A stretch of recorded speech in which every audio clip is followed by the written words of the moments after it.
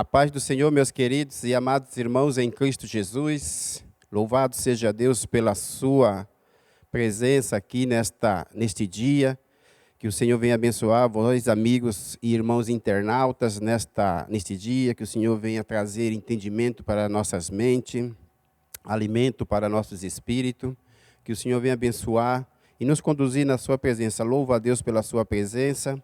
E agradeço a Deus pela vida do nosso pastor Washington, aqui da AD Alvorada, em Santo André. Nós estamos aqui falando diretamente de Santo André para a sua vida, para chegar à sua casa.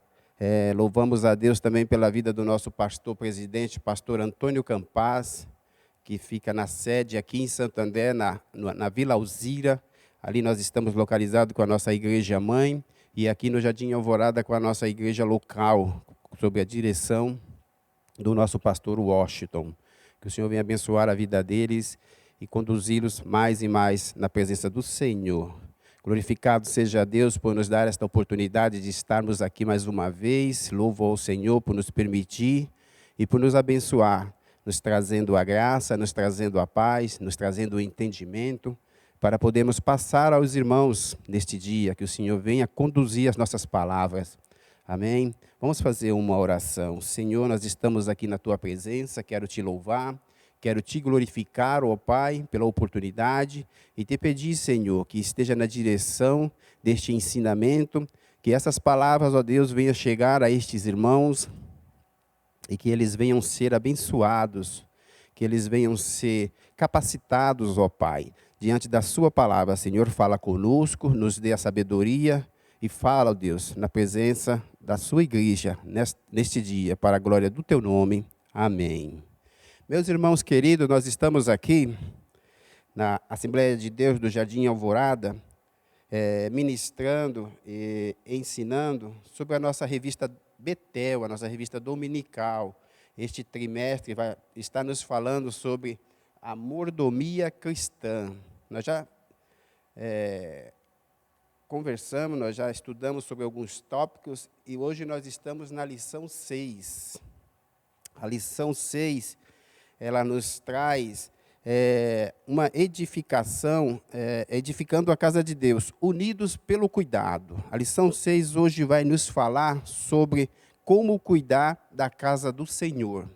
Nós, como mordomos, temos o compromisso de estar trabalhando para a casa do Senhor, para trazer um bem-estar, para trazer um ambiente, não só na casa material, mas na casa espiritual também, que é as nossas vidas. O Senhor, Ele abençoa todo aquele que está diante da obra, e é isso que nós vamos entender hoje. A lição 6 nos diz assim, o título: Edificando a casa de Deus.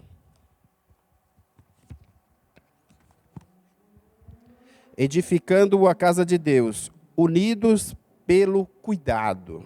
O texto áureo está em Ageu 1:8, que nos diz assim: Subi o monte e trazei madeira, e edificai a casa, e dela me alegrarei, e eu serei glorificado, diz o Senhor.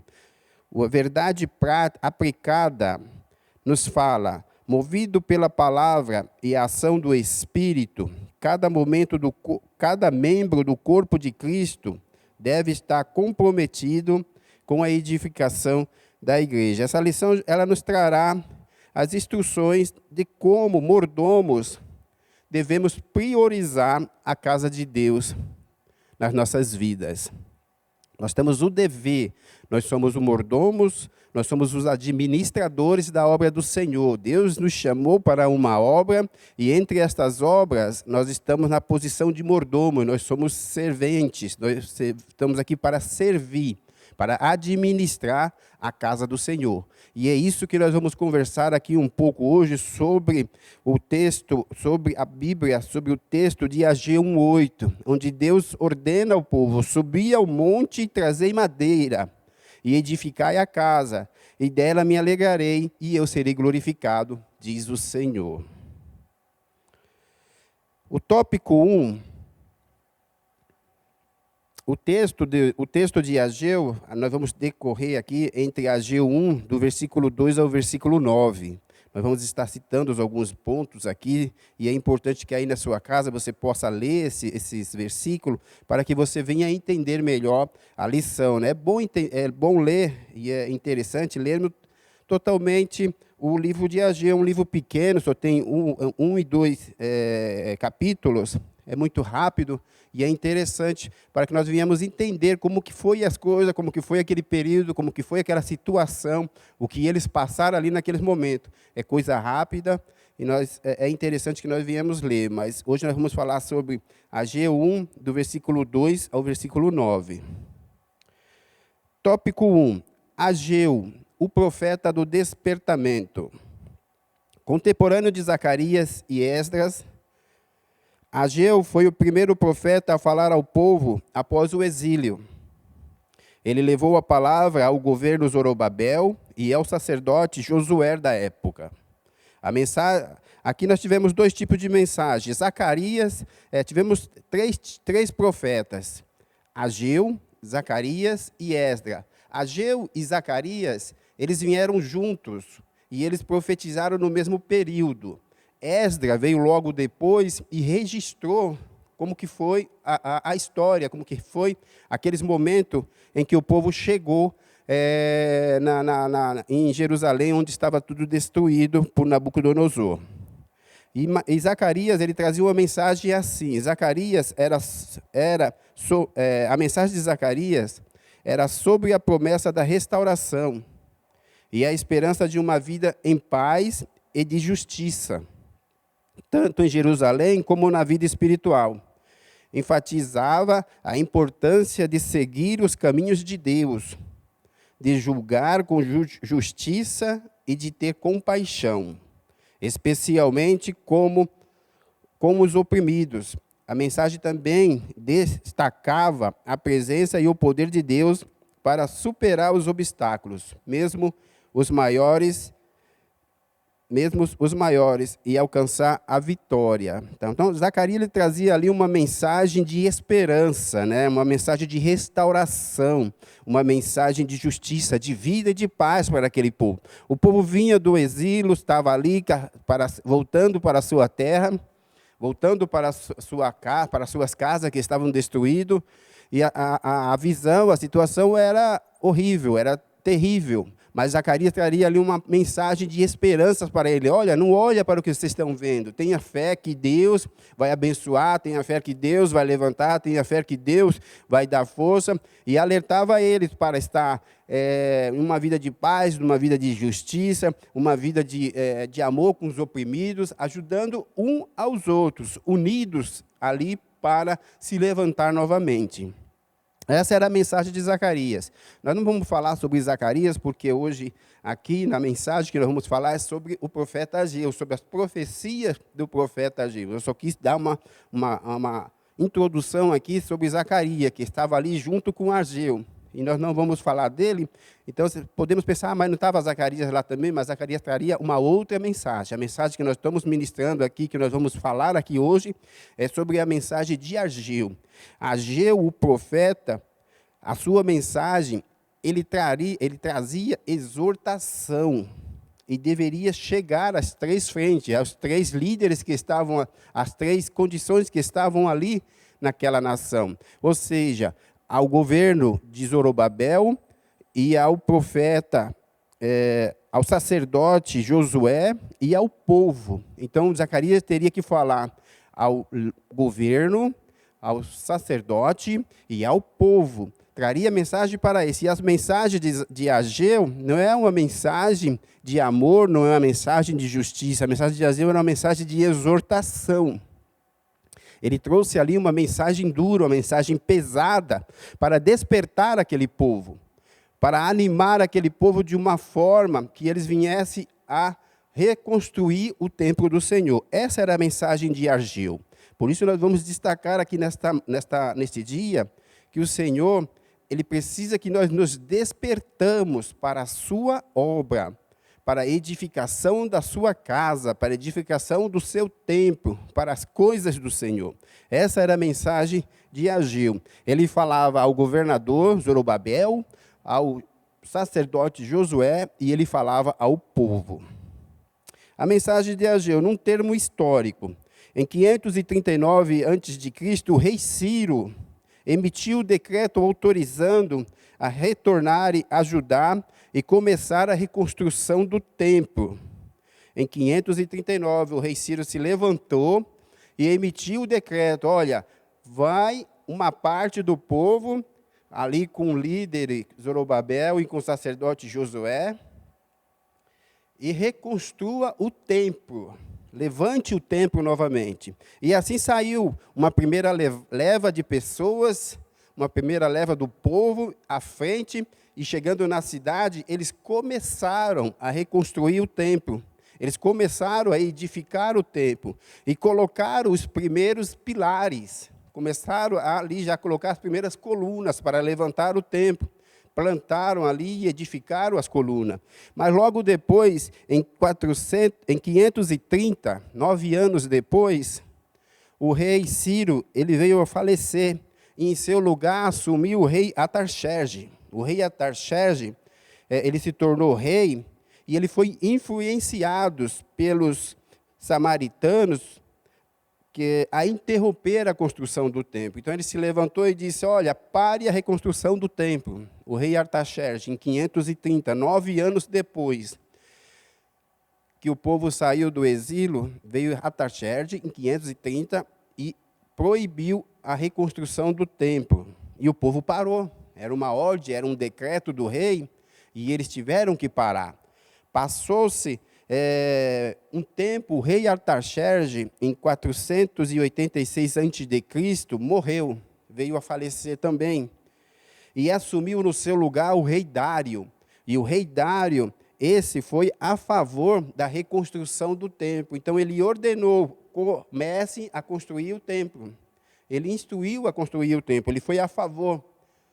E ali o povo, passado, nós notamos aqui de 530 a 486, nós estamos falando de 44 anos parado a reconstrução do templo.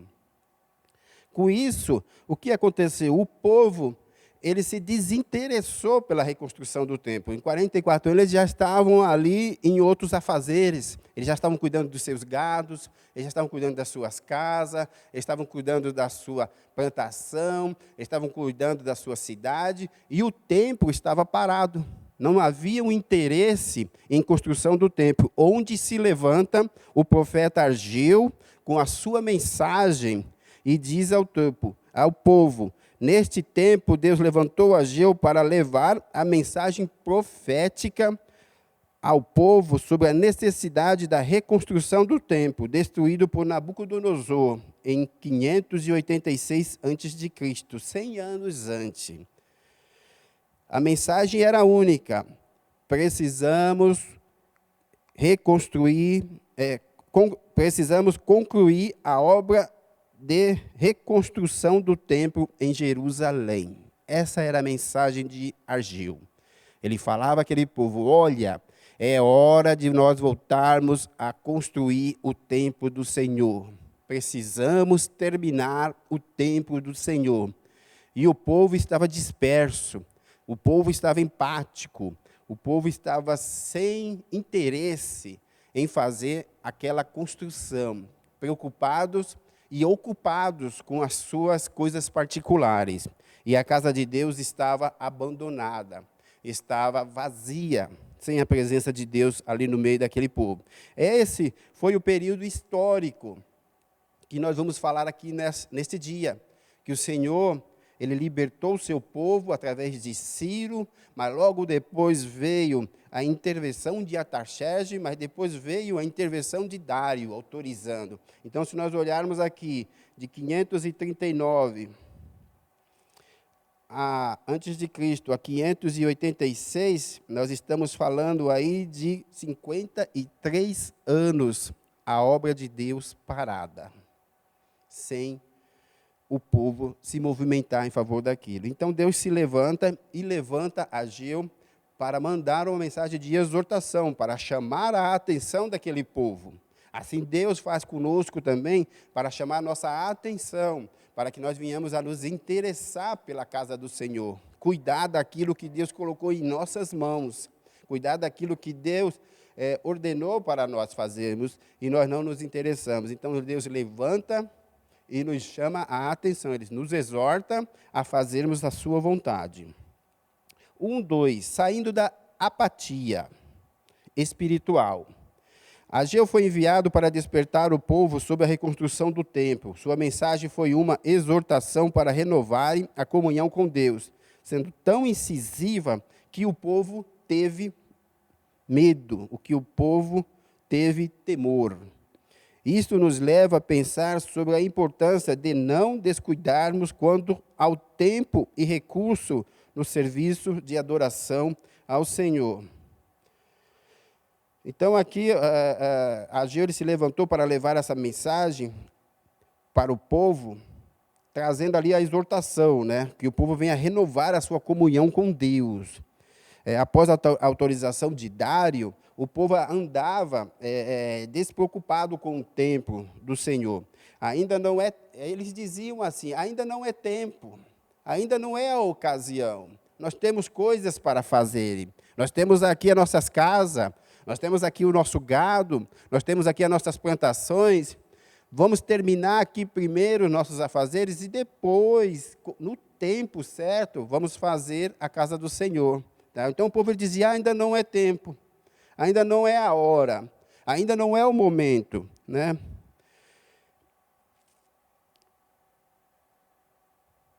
E com isso o tempo ficou algum tempo sem ser movido. Deus levanta Ageu para alertar e chamar a atenção do povo para o despertamento. Aí Deus mandou uma mensagem para ele. Pense no que estão passando. Pense no que estão passando. Nós vamos ver aqui que há um momento que a Bíblia registra, através de Ageu, que o povo, tudo que produzia, sumia, soprava. Que o povo não prosperava, que o povo não andava. Ele trazia as coisas para as suas casas e rápido se desfazia o que eles ganhavam. Então, aqui Deus alerta ele, olha, pensa no que vocês estão passando. Aí, caiu a ficha para aquele povo, olha, não é tempo de construir o templo, e Deus fala para ele, também não é tempo de serem prósperos.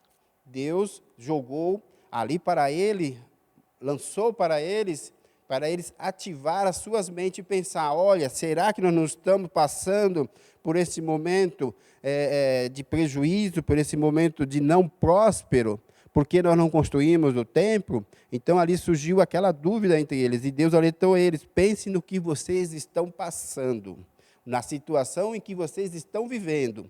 O meu tempo está parado, mas a prosperidade de vocês também está parada. Essa foi a jogada. 1:3, a bênção retida. Com instrução de despertar o povo e construir o templo, ele levou ao povo que estava em Judá e em Jerusalém a mensagem que recebia de Deus. O governo Zorobabel e o sacerdote Josué também estavam apáticos, eles estavam desanimados, eles estavam sem ânimo, eles estavam desinteressados na construção do templo. Não era só o povo. Zorobabel, o governador, e Josué, o sacerdote, também estavam desinteressados nesse momento, nessa condição de construir o templo. Ageu, então, os exortou a reconstruir o templo, que só assim seriam abençoados. A mensagem revelou o porquê eles não estavam sendo abençoados.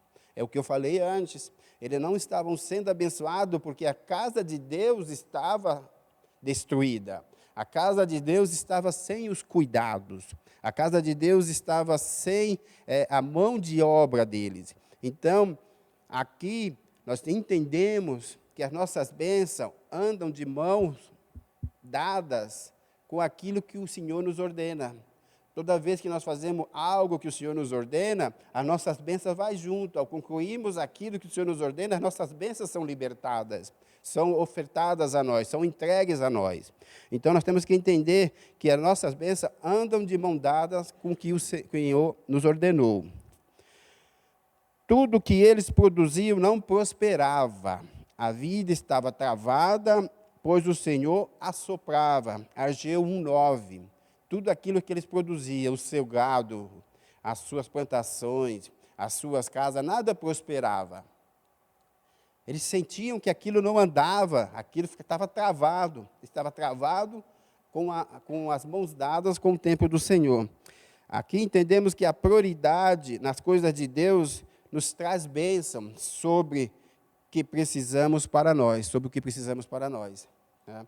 Então, é importante nós entendermos, irmão, nós como mordomos, como administradores das coisas que o Senhor nos entregou, nós temos que dar a prioridade àquilo que o Senhor nos ordena. Cuidar da casa do Senhor, cuidar dos órfãos, cuidar das viúvas, cuidar dos doentes, cuidar de tudo que o Senhor nos ordena, fazer a sua vontade. Tudo aquilo que nós fazemos, nós não fazemos em vão. Nós recebemos bênção, nós recebemos vitória, nós recebemos graça do Senhor, quando nós fazemos a vontade de Deus. Então, aqui no primeiro tópico, nós entendemos que o período que eles passaram, né, de sair do exílio até a construção do templo, nós entendemos que eles estavam apáticos, aquelas condições, estavam desanimados, estavam com falta de ânimo, estavam sem interesse algum em fazer o que o Senhor ordenara, né? E entendemos que porque nós não fizemos o que o Senhor ordenara, as bênçãos deles estavam retidas. Então, nós temos que entender, quando o Senhor nos liberta do pecado, das garras do inimigo e nos traz para a sua casa, Ele nos ordena, Ele nos instrui a fazer a sua obra. E nós temos que fazer a sua obra para que as nossas bênçãos sejam liberadas sobre as nossas vidas. Isso nós trazemos para nós hoje, nos dias de hoje, como mordomos, como administradores da casa do Senhor. Fazermos aquilo que o Senhor nos ordena, ajudando de alguma forma. Procure o seu pastor, sua pastora, fala com ela, Senhor, pastor, pastora, eu quero trabalhar na casa de Deus, me ajuda com alguma coisa. Faça, e o Senhor vai te instruir para que as suas bênçãos sejam liberadas. Tópico 2, vai nos trazer sobre a bênção da obediência, né? Quando nós obedecemos, nós recebemos bênção. Ageu profetizou entre agosto e dezembro daquele ano. Embora por um curto período, sua mensagem teve um impacto na vida do povo, os despertando e foram obedientes, como registrou Esdras. Esdras veio logo depois e registrou toda a história no seu livro. É importante também vocês lerem, interessante, juntar esses 3 livros, o livro de Esdras, Zacarias e o de Ageu, e ler eles, para que você venha entender o contexto, as situações e as condições que aquele povo passou, que aquele povo teve que sofrer para receber as suas bênçãos. Então, aqui é interessante nós lermos esses 3 livros. Esdras, ele registrou, né, quando o povo foi despertado. Está lá em Esdras 6,14. E os anciões dos judeus iam edificando e prosperando pela profecia do profeta Ageu. Graças à profecia de Ageu e a profecia de Zacarias, eles reconstruíram o templo de acordo com o mandamento de Deus a Israel. A construção foi concluída no 6º ano do reinado do rei Dário, ou seja, mais ou menos no ano de 480 a.C. Vamos ver aqui que de 486 a 480 se passaram apenas 6 anos. 6 anos para receberem a bênção e eles estavam apáticos. Eles estavam desinteressados. Olha o período de tempo tão curto para receber a bênção, para receber o que o Senhor queria nos entregar. Então, aqui nós é interessante, quanto mais rápido nós fizermos aquilo que Deus nos ordena, mais rápido nós somos abençoados. As nossas bênçãos não são retidas. Nós somos mordomos, nós somos administradores, nós temos que nos levantar para fazer a vontade de Deus, para que a nossa casa, para que a nossa família, para que o nosso trabalho, para que o nosso rebanho, para que a nossa vida financeira venha a ser próspera, venha a ser abençoada, né? Para fazer aquilo, fazendo aquilo que o Senhor nos ordena, nós seremos libertos e seremos transformados de todas as formas. 2.1, tópico 2.1, a importância da liderança. Então, aqui nós entendemos que a bênção, a nossa bênção está alicerçada à nossa obediência. No tópico 2.1, nós vamos entender a importância da liderança. No livro do bispo Abner Ferreira, nos diz assim um trecho: nada acontece sem uma liderança.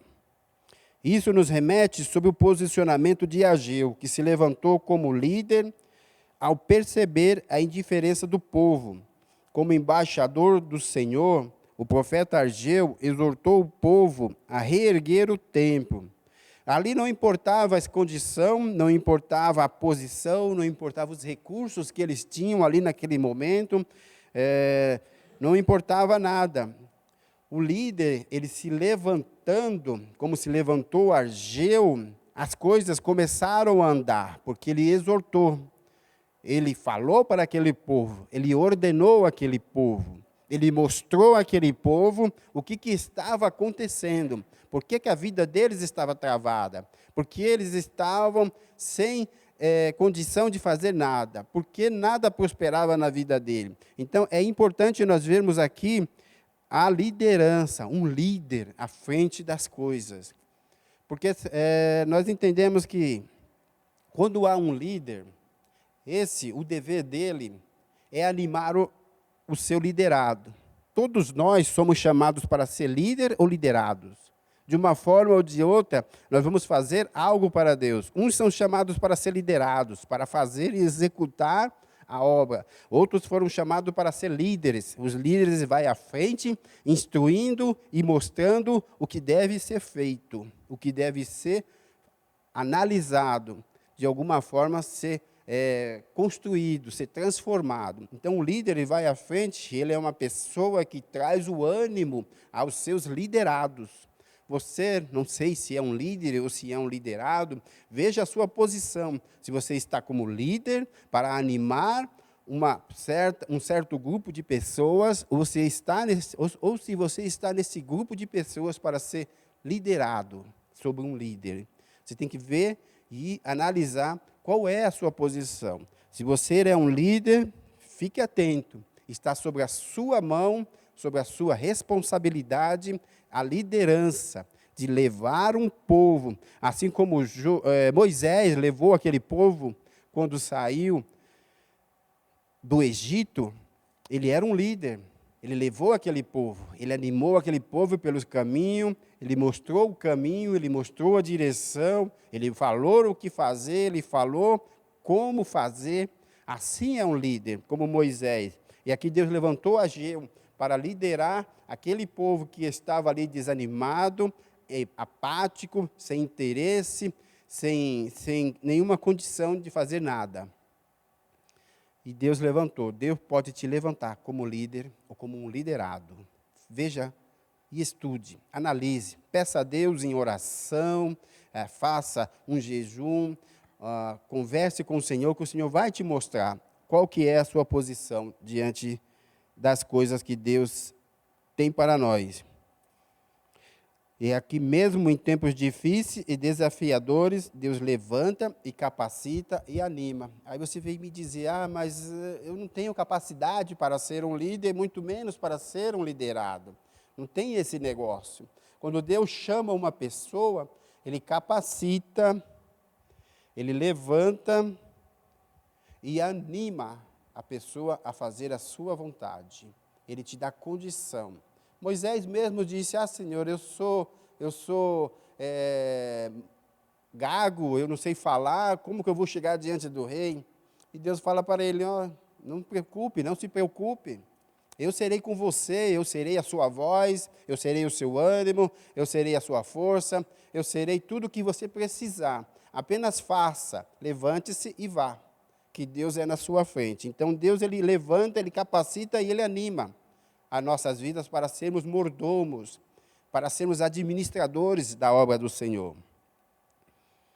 Ponto 2.2, priorizando as coisas de Deus. Notamos que no livro de Ageu, sua primeira mensagem registra a forma como o povo estava administrando o seu tempo. Eles achavam que ainda não era tempo de reconstruir o templo, Ageu 1:2. A resposta de Deus a esse pensamento também inicia com o tempo. E para vós é tempo de habitardes nas vossas casas estucadas, e essa casa há de ficar deserta. Então Deus mostrava para ele, é seu tempo de habitar na sua casa, e a minha casa está deserta. Tá? Se não é o tempo de vocês construírem o meu templo, também não é o tempo de vocês construírem as vossas casas. Então ali há uma jogada de tempo. Tudo aquilo, se nós aproveitarmos o nosso tempo e os recursos que Deus nos dá, nós vamos fazer muita coisa para o Senhor.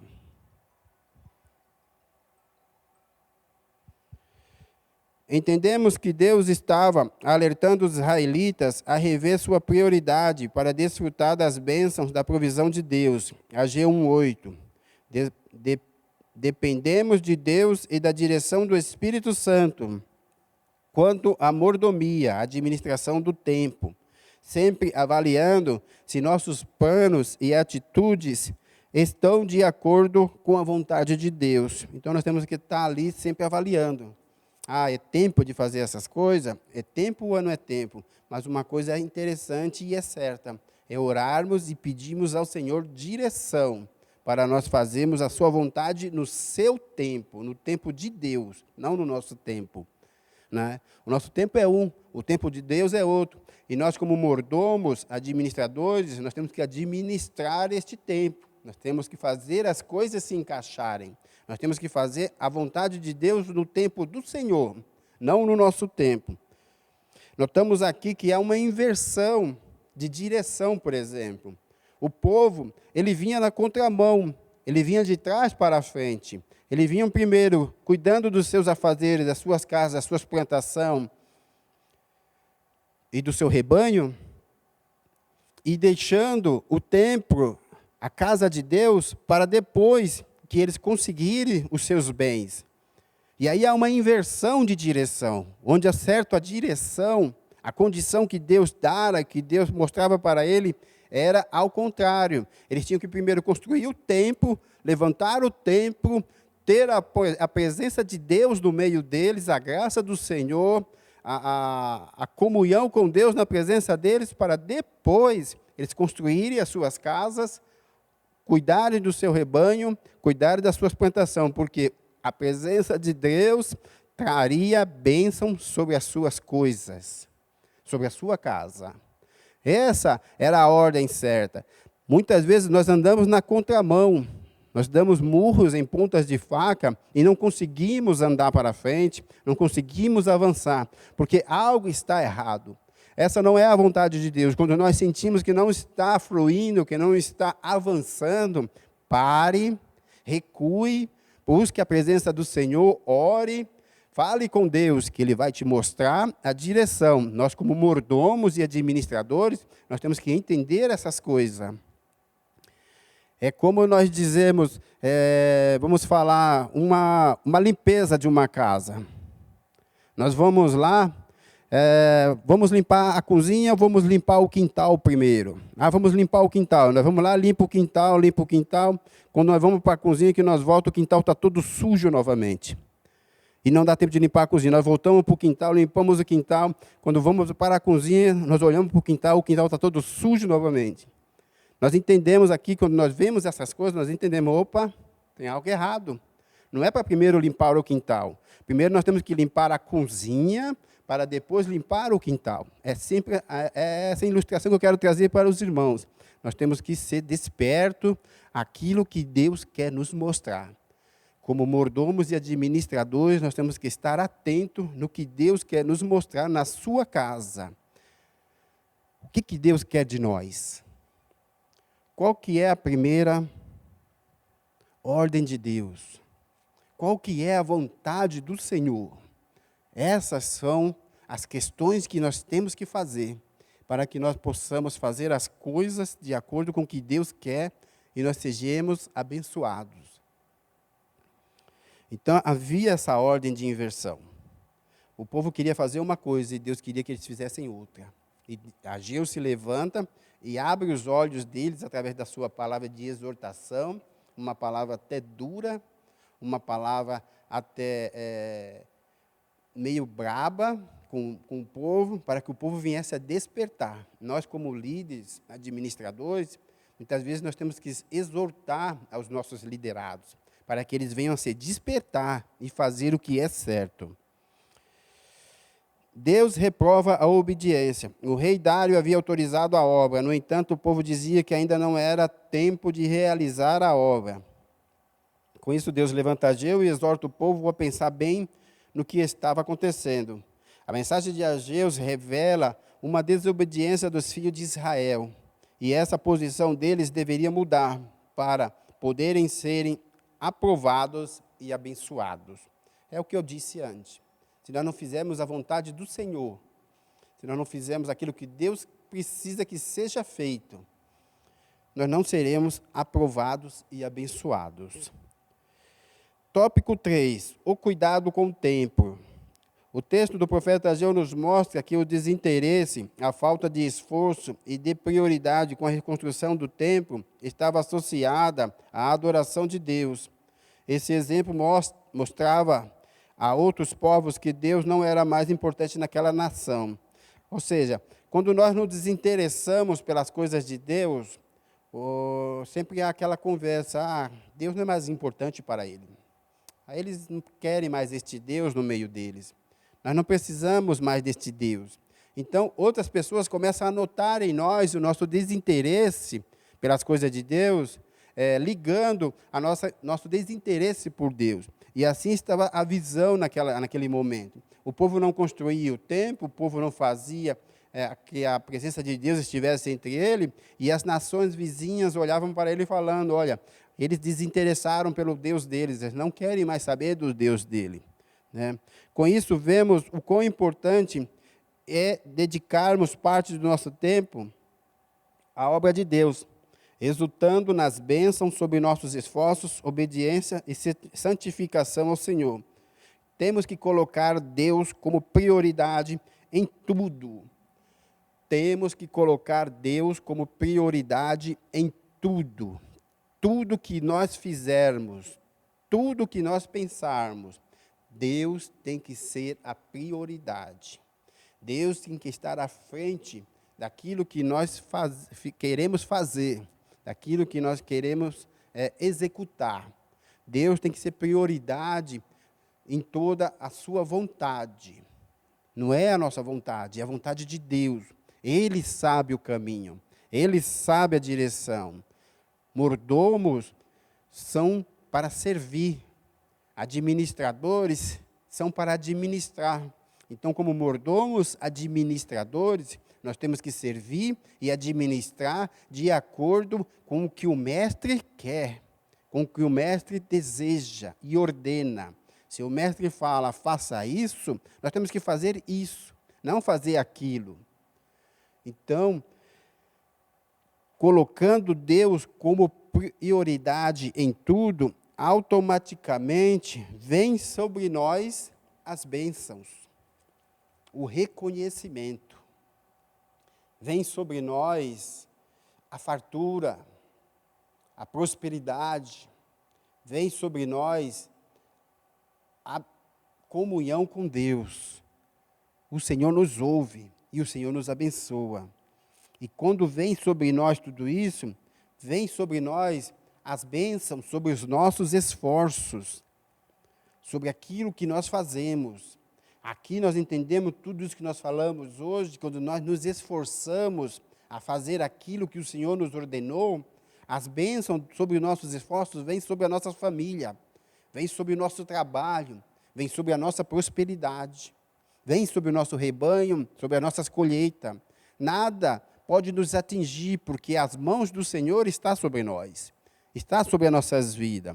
E liberando a bênção dos esforços, nós temos que entender também que não podemos ser mais desobedientes, nós temos que continuar na obediência, para que não venha novamente recair sobre nós todas essas condições que nós vimos aqui. Então, nós temos que estar atentos a essas coisas. Quando nós colocamos Deus como nossa prioridade, nós recebemos bênção sobre nossos esforços. Mas nós temos que entender que devemos ser obedientes sempre, para que as bênçãos da obediência venham sobre as nossas vidas sempre. Não queremos passar de novo, não queremos sofrer de novo. Qual que é o ponto-chave aqui? É sermos obedientes à vontade de Deus, né? E recebendo a bênção sobre os nossos esforços e sobre as nossas obediências, nós temos que entender que também nós temos sobre nós bênção sobre santificação. Nós devemos ser santos, nós devemos ser povo de oração e povo de comunhão com o Senhor, para que as bênçãos da santificação estejam sobre a nossa casa. São 3 pontos. Nós estudamos aqui somente o ponto 1, as nossas bênçãos sobre os nossos esforços. E podemos estudar depois o que é as bênçãos sobre a nossa obediência e sobre a nossa santificação. O Senhor quer falar conosco de todas as formas. O Senhor quer nos abençoar de todas as formas. Se nós seguirmos esses 3 pontos, obedecer, nos esforçarmos, a obediência e a santificação, Deus sempre estará conosco. E nós, como mordomos, nós, como os administradores daquilo que o Senhor nos colocou em nossas mãos, nós seremos abençoados.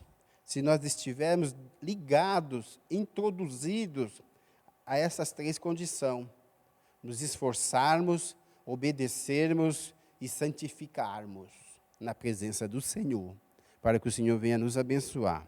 Essa é a mensagem de Ageu. Ele trouxe aquele povo, ele trouxe aquela nação, aquilo que o Senhor ordenou, e o povo se animou, o povo despertou. A mensagem foi tão incisiva, foi tão forte, foi tão impactante, que o povo teve até medo, que o povo teve temor, e o Senhor abençoou eles, porque eles obedeceram o que o Senhor ordenara a eles.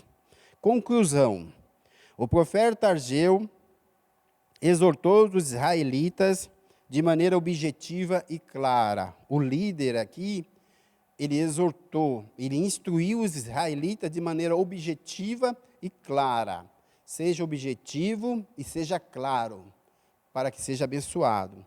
Era necessário priorizar a reconstrução do templo para desfrutarem as bênçãos de Deus. Entretanto, além de se esforçar na obra da reconstrução, o povo deveria ser obediente e santificado. Tá? Ainda havia outras condições, nós vamos estudar mais na frente, que deveria ser obediente e santificado, para que a bênção seja completa, para que o Senhor possa estar nas nossas vidas completamente. Nós não convidamos a Deus a entrar somente na nossa sala. Senhor, entra na minha casa. Senhor, entra na minha sala. E o que acontece no quarto? E o que acontece na cozinha?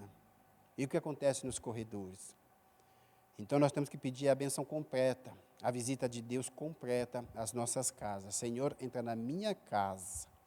Visite todos os cômodos. É assim que nós temos que estar a Deus, nos esforçando, sendo obediente e sendo santificado. Deus não age só num ponto da sua vida, Deus quer agir na sua vida inteira. Deus quer te abençoar, irmãos. Aqui finalizamos este estudo, lição 6, Procure ler o livro de Ageu, de Zacarias e de Esdras, para que tenha uma mensagem mais completa, um entendimento mais completo sobre essa condição de mordomia cristã.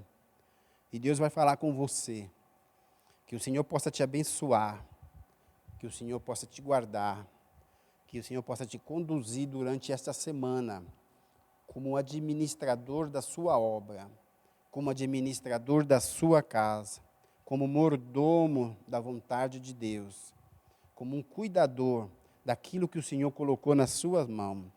Louve a Deus pela sua vida, pela sua casa, pela sua família. E peça a Deus direção.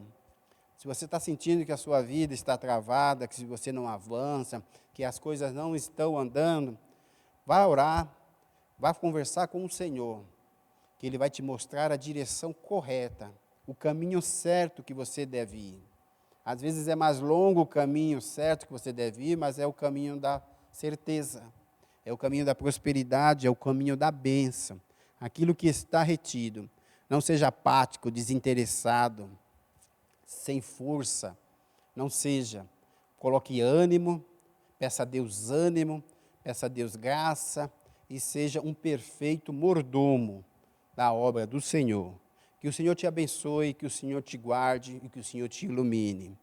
Eu agradeço a você pela sua presença. Esteja conosco no próximo sábado e Deus vai te abençoar e falar com você grandemente. Nós estamos estudando aqui a revista Betel, a mordomia cristã, e é interessante e vai nos ensinar muita coisa. Se você já perdeu alguns das lições anteriores, de 1 a 5, olhe no nosso site, no YouTube, todas as lições estão aí e você pode rever. Convidamos a você também a estar conosco aqui na Igreja Assembleia de Deus do Jardim Alvorada, sob a direção do nosso pastor Washington. Nós temos cultos aqui nos domingos pela manhã, às 9 horas da manhã, e nos domingos pela tarde, às 18 horas.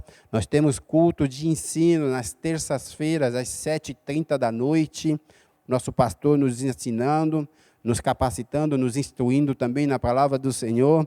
E nós temos cultos de oração nas quintas-feiras, às 8 horas da noite também. Venha estar conosco orando e louvando a Deus pelas bênçãos derramadas sobre a sua vida. Um forte abraço e Deus os abençoe, em nome de Jesus. Amém.